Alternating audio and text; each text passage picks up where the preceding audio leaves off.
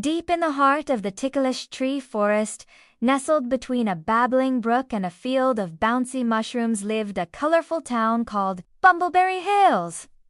It was a wonderful place, filled with wacky animals and lush greenery. The houses were made of sweet berries and the streets were paved with sparkling quartz. And it was here, right in the middle of this quirky town, that a young rabbit named Rolo dreamed of flying. Every morning as Rolo munched on his breakfast berries, he would gaze out his burrow window at the birds soaring through the sky. He watched how they balanced themselves on their tails and how their wings caught the wind. "One day I'm gonna fly just like them," he told his mom one morning. His mom smiled and said, "Oh, honey, rabbits don't fly."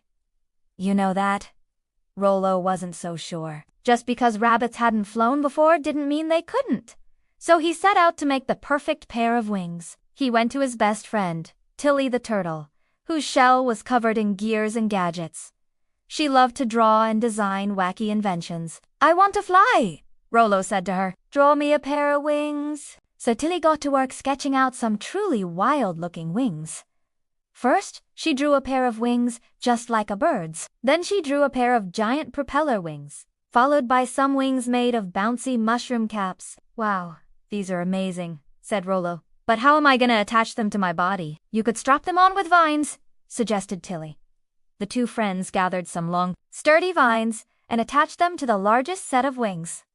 Then came the moment of truth. "Will these wings actually work?" asked Rolo, his eyes wide with hope. He took a deep breath, wiggled his nose, and jumped off the hill. To his surprise, the wings didn't fall apart. They actually lifted him a few inches off the ground. But then the vines snapped and Rolo landed in a prickly patch of bushes. "Oh!" he cried. "These wings might need a little more oomph." Then Ziggy, the squirrel, came scampering over. He was always eager to test things out, sometimes a little too eager. Can I try them?" asked Rolo, a little nervously. "Sure," said Ziggy, already strapping the vines onto his bushy tail. Like the bird he admired most, Ziggy leaped off the hill. The wings whirred and whooped, lifting him higher and higher until suddenly the vines snapped and poor Ziggy tumbled down into a deep hole. "Oh," said Rolo. He had to get Ziggy out. But how? That's when he remembered the wise old owl who lived deep in the ticklish tree forest. His name was Professor Hoots, and he knew everything there was to know about the forest, especially the wind. So Rolo and Tilly set off through the trees to find him. The journey was tricky because the forest was full of ticklish trees. Every time Rolo or Tilly brushed against a leaf, the tree would erupt in a fit of giggles and spray them with water from its nose. "A little further this way," hollered a tree, spraying them with water. "And watch your heads.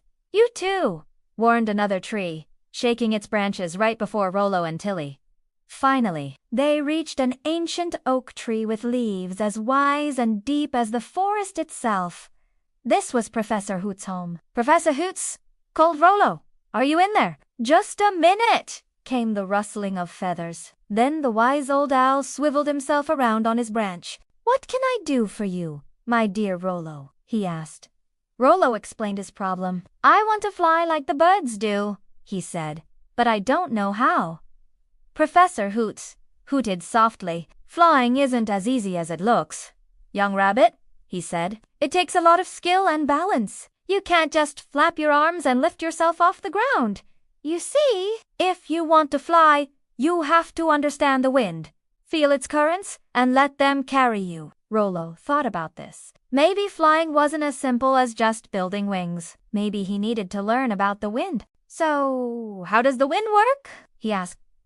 Professor Hoots ruffled his feathers. "Well, the wind is simply air in motion. You see," he said, "when the sun shines down on the land, it warms the air above it. As the air rises, it creates an upward current. When you jump and spin like a top, you mimic this motion and catch that current. That's how you fly." Rolo and his friends thanked the professor and hurried back to town. They had to build new wings. These ones had to be lighter and stronger and work with the wind. Tilly immediately got to work drawing some new plans. She designed a pair of wings shaped like a bird's, but much lighter. Instead of vines, she attached them with stretchy spider silk. Then she drew up a plan for a tail to keep them balanced. Ziggy couldn't wait to try these new wings. Can we test them now? He asked Tilly. But she shook her head. We need to gather materials first, she said. Like what? Asked Ziggy. Well, we need some sticks for the frame of the wings and some leaves to attach to them, said Tilly. And we're going to need lots and lots of dandelion fluff for lift. So the three friends set off into the forest to collect materials. They found plenty of sticks and vines, but the only dandelions they could find were these tough, hairy ones. Oh no, these won't do, said Tilly. We need the floofiest dandelions in the forest. Just then, Professor Hoots swooped down from above. Need some help? He asked, seeing what they were searching for. These dandelions are too tough, said Tilly. We need fluffier ones. Professor Hoots pointed his wing towards a field at the edge of the forest. Try those, he suggested. The field was full of bright yellow dandelions, and their seeds were floating everywhere. Rolo, Ziggy, and Tilly quickly gathered enough fluff to make 2 pairs of wings. Back in town, Tilly and Rolo worked together to attach the fluff to the wings. Then Ziggy put on the wings and sat on the edge of a hill. Ready, Tilly? Give the signal when I take off, he said. Tilly nodded and blew on a dandelion clock to start the timer. Taking a deep breath, Ziggy leaped into the air, flapped his wings, and started to spin. Slowly but surely, he lifted off the ground. Up and up he went until he was floating high above Bumbleberry Hills. Then he did a loop-de-loop and landed perfectly on the ground. I'm flying, he cried, his voice filled with glee. I'm actually flying. Tilly and Rolo cheered. Their hard work had paid off. Now it was Rolo's turn. He put on the wings and sat on the edge of the hill. He took a deep breath, remembering what the professor had told them. He jumped into the air and spun like a top. At first, he felt the wind catching under his wings, but then suddenly the wind shifted and he began to lose altitude fast. Oh! He cried, grabbing onto a nearby leaf for support. Just then Ziggy swooped down from above. Hang on, buddy, he said, grabbing onto Rolo's tail with his teeth. He flapped his wings and steered them both toward a tall tree. They had to land here, but there was a problem. Ziggy was too heavy to fly back up and he was stuck in the tree. Don't worry, Ziggy, said Rolo. I'm gonna get you down. So Rolo took off again, this time with a plan. He flew in circles around the tree, gathering speed and air beneath his wings. Then he dove toward Ziggy, wrapping his wings around his friend. Working together, they glided down to the ground, safe and sound. Rolo might not have flown very far, but he had learned something important. Flying wasn't just about building wings. It was about understanding the wind and working together. Just then, a clap of thunder boomed overhead. A storm was brewing. Quick, take shelter, shouted Rolo. The wind was picking up and the rain was coming down in buckets. Rolo and his friends huddled together under a bush as the storm raged around them. When it was over, Rolo looked up at the sky. A big, beautiful rainbow stretched across the clouds. We should go home, said Ziggy, rubbing his wet fur. Me too, squeaked Rolo.